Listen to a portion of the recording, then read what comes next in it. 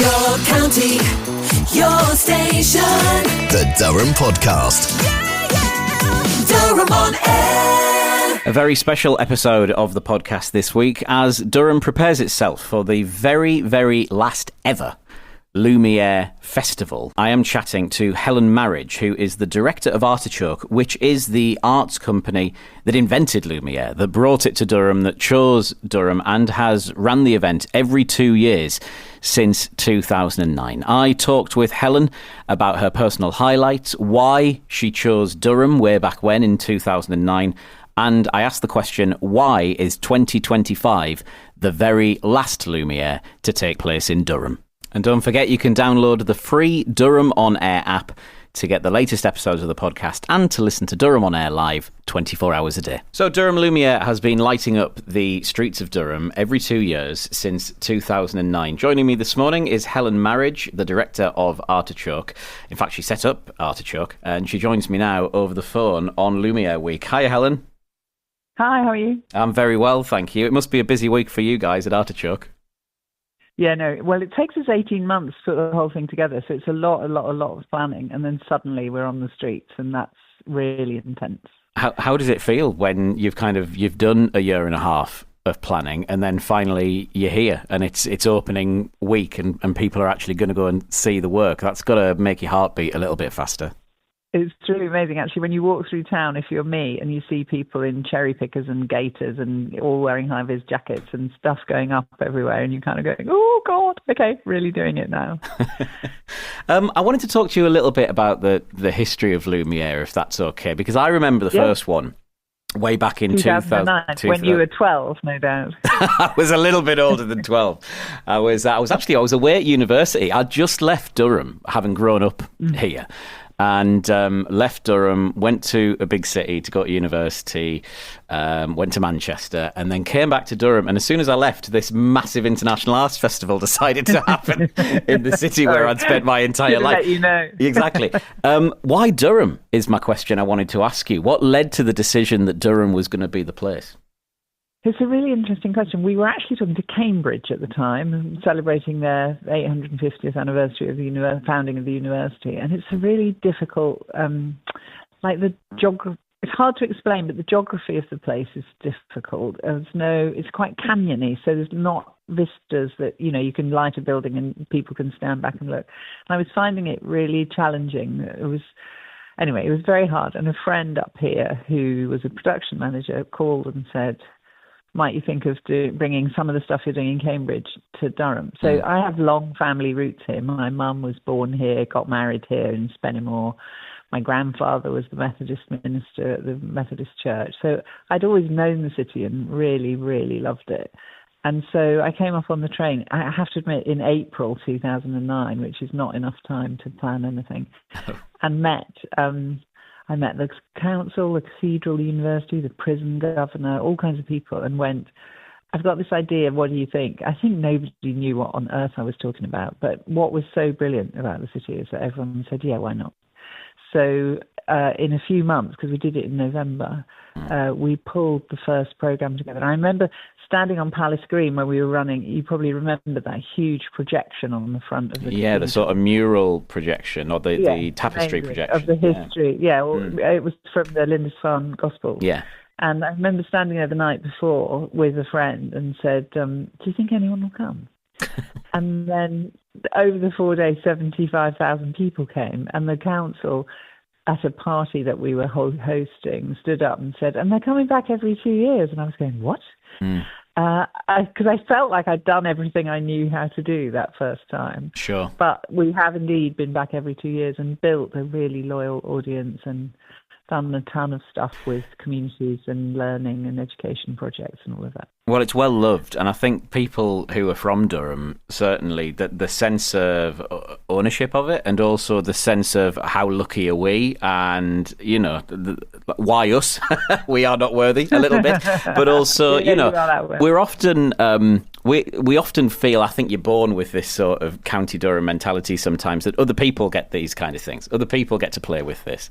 And to have this for ourselves was really a treat. I mean, Obviously, there would have been a little bit of pushback back in 2009. How do you feel attitudes have changed over that sort of 15 years-ish? I remember, on the opening night, I was obviously terrified because you do something like this, you're really exposing, not only yourself, but your team, our company. Yeah, you're putting yourself up for scrutiny, aren't you? Yeah, and I knew this wasn't a place where contemporary art was like an everyday thing, and the audiences, might have a different view. Anyway, I was walking up Silver Street. I went into a coffee shop, and the guy, it was about 5:30, and we were due to open at 6. And he was putting all the chairs on the tables and closing. And I went, "What are you doing?" And he said, "I'm just closing up." And I went, "Yeah, but there's going to be," I thought hundreds, it was actually thousands. There's going to be hundreds of people that come in. They might want a cup of coffee. And he looked at me and went, "No, going for my bus." And he went. He shut up shop, didn't even sell me a hot chocolate, and left. Wow. And then that first one, it was so extraordinary to see people marvelling at, what we do. It isn't the same as all these kind of Christmas light trails and all that stuff. It's actually about artists putting their imagination front and centre into people's daily lives. And there is no telling how people are going to respond. And sometimes people find it objectionable that they can't easily walk home or to Tesco's or whatever. But mostly people have just gone, "We love this." Yeah, and it is amazing. What are some of your personal highlights of Lumiere this year, of this year's programme? I know I'm asking you to pick your favourite kids there, but that's just kind of horrible. It's really hard. There's a sort of underlying theme this year, which is all about the planet. It's all about how we treat the planet and what natural life around us looks like. So you'll find things like flying fish coming out of the river over on Prebends Bridge. That's really beautiful. The work up at the cathedral and leading. So there are 4 pieces. There's Gigantics, which is the big flower piece, which is inhabiting the whole of Palace Green. I wanted to create like a giant herbaceous border in front of the building, because typically we light the walls, but I wanted this year to use the centre. And then inside the cathedral, amazing abstract piece by an American artist called Elaine Buckholz, who's also written the music. And then there's a piece in the cloisters. So you go through this little sort of almost like a pilgrimage, really. So the piece in the cloisters called Solace is about taking a moment to sort of breathe. And it replicates one of those Eastern lantern festivals, where people light lanterns and they take off into the sky. But this is like a moment of stillness. And then there's a wonderful piece going out through the cloisters into the college and down the South Bailey, which leads you right down to the river, which is by a great British artist called Johnny Easterby. So, and that's all about birds and plant life and all of that stuff. And then you get to the fish. And I've sort of, when you create it, you think of the place. I always do a sort of bird's eye view of the place, and then I imagine in my head walking through and then where to put the things that mean that people have time to dwell without causing a great sort of crowd blockage. And so it's a bit of an art. And Durham is a very funny topography where you have to be careful about not creating pinch points. Yes. So we have a fantastic crowd and traffic management team who spend 6 months planning. I choose where the things are going to go, and then they work out how we steward it so that people can get around safely. It is very complicated. Yeah, it's very clever. People were shocked a few weeks ago when the news came out that this was going to be the last one. It would be amiss of me to not ask you about that. Was this an Artichoke decision?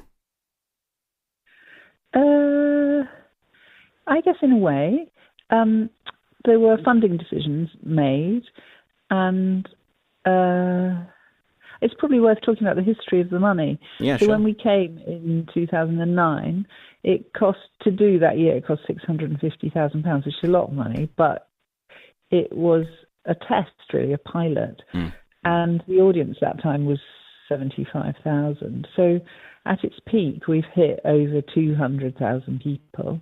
And the costs necessarily, because what I was just saying, in order to accommodate that many more people, you have to sort of spread them out more. So that means creating a bigger footprint and doing more work in different places. So each time you invent a new site, you're inventing the resources for that site, whether that's power, electricity, water, barriers, crew, stewards, all of that. So each new site involves a new set of people. So it just gets more and more expensive. And then because of increasing concern around safety, public safety in crowds, the costs of keeping everybody safe, so the stewarding and the guarding of it all and all that stuff goes up. So the last few years, that each time we've done it, it's not 650 grand, it's 2.5 million. And that's an even bigger amount of money. And I don't want to compromise on the quality of it, I suppose, is the truth. And as the money gets cut, there's less and less you can cut away before you start cutting into the art and the production values. And I would rather not do it than do it badly. I think people were frustrated a couple of weeks ago, and we certainly felt that frustration talking to people, because I think people felt that the question of why is this ending just what wasn't really being answered. It obviously aligned with a new Reform UK administration in the County Council, who had done a lot of press and a lot of campaigning about making cuts to their spending. It obviously caused a lot of people to align the two events. That obviously wasn't confirmed by the council or Artichoke. Has the council withdrawn its support from any future Lumiere? Was that a key part of why Lumiere is not happening anymore? Or are you not allowed to answer that question? I don't think anyone's gagged me that I'm aware of. There was a cut to the budget made in January this year. Yeah. And there's been no suggestion that cut might be reinstated. So as I say, as the money declines, it's harder and harder to both keep as big an audience safe and to protect the quality of the work. So I understand that. I think a lot of people saw two press releases, one from the council, one from Artichoke, both of which said Lumiere is fantastic and we wish it was happening. So that left everybody reading those independent press releases going, well, why is it not happening then? What I'm kind of hearing is that the council did make cuts to budgets, which led Artichoke to make a decision that financially it couldn't be done anymore. It's not just the council. So Sure. The 2.5 million quid is a proportion of it comes from the County Council, and a big chunk of it comes from the Arts Council England, and some of it this time we're very grateful to the North East Combined Authority, who stepped in to fund it for the first time. They haven't existed before. So brand new. Yeah. And then what's really fascinating is that there are this time 101 sponsors and funders. That's an amazing thing in a city of, in an area which is depressed economically. So 101 businesses, individuals, funders, statutory and non-statutory, have put money into this. And that shows an incredible sort of sense of civic pride and joy and delight in what they're funding. And they, as you said at the beginning, there's a real sense of ownership. Yeah. But I can't keep doing it if the core of it isn't properly funded. And, it's choices. And actually, people make choices. They make choices at the ballot box when they vote in administrations, governments. And those administrations and governments make choices about what their priorities are. And, if it's a choice between bins and ballet or social care and sculpture, we know where those choices are made. And, the point is that nobody in this country thinks about the arts as a public service. They think it's a luxury. And if there are things to be cut, then that's one of the first things that goes. I mean, I obviously don't think like that because I trained in the arts. I imagine you don't think like that because you're the director of an arts organisation. What do you think needs to change in our attitudes towards art? And what would you urge anybody listening to this, and there will be many, who are thinking, who are thinking, good, we shouldn't be funding this kind of stuff when food banks exist, for example. What is your view on that in as short a soundbite as you can on a local radio programme? I can see, because I know you could write a dissertation on that question, so that's the point I'm making. Yeah, I absolutely have. The point is, Picasso, art enriches the soul and washes away the dirt of everyday life. It's important. It makes a difference. You know, you can measure the metrics. I do the metrics on this all the time. You can measure the number of jobs created and the number of people employed through, you know, contractors locally, and you can measure the number of hotel rooms. Well, £43 million to the local economy for Lumiere Durham, for example. So you can do that, and you can say 1.3 million people have been so far, and you can say 14,000 people have been through our learning and participation programs, and every single person who's ever done it says this changed my life. My life is better. My outlook is better. My health is better. My mental health is better. You can do all the metrics, but the thing we choose not to value is the feeling. It's like falling in love.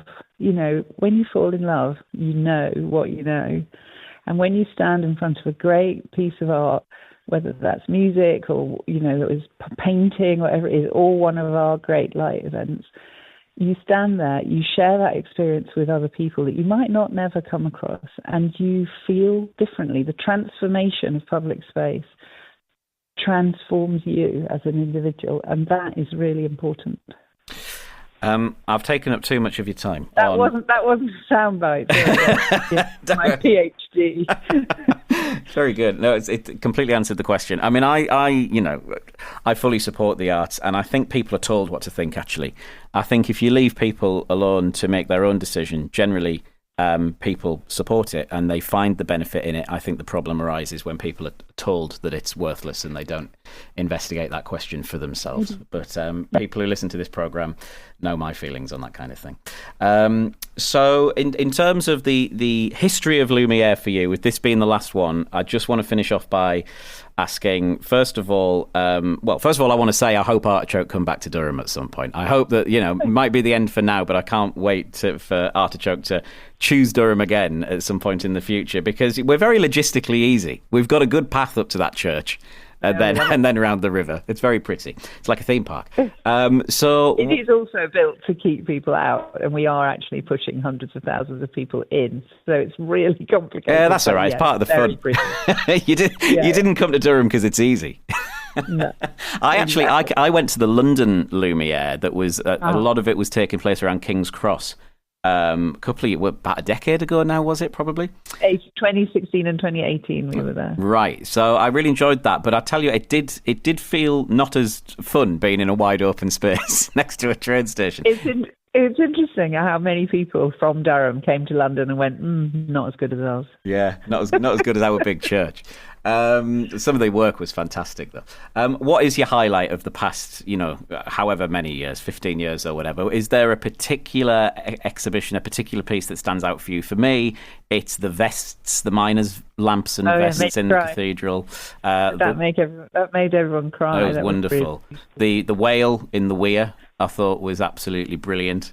And the elephant, same artist, the elephant, which everyone loved. The Fogscape is one of my favourites. I remember that. Absolutely brilliant, yes. And it's a very little piece, but White Line, which was a thing that when you walked across Prebends Bridge, you just saw this white line drawn between the trees, reflecting in the water.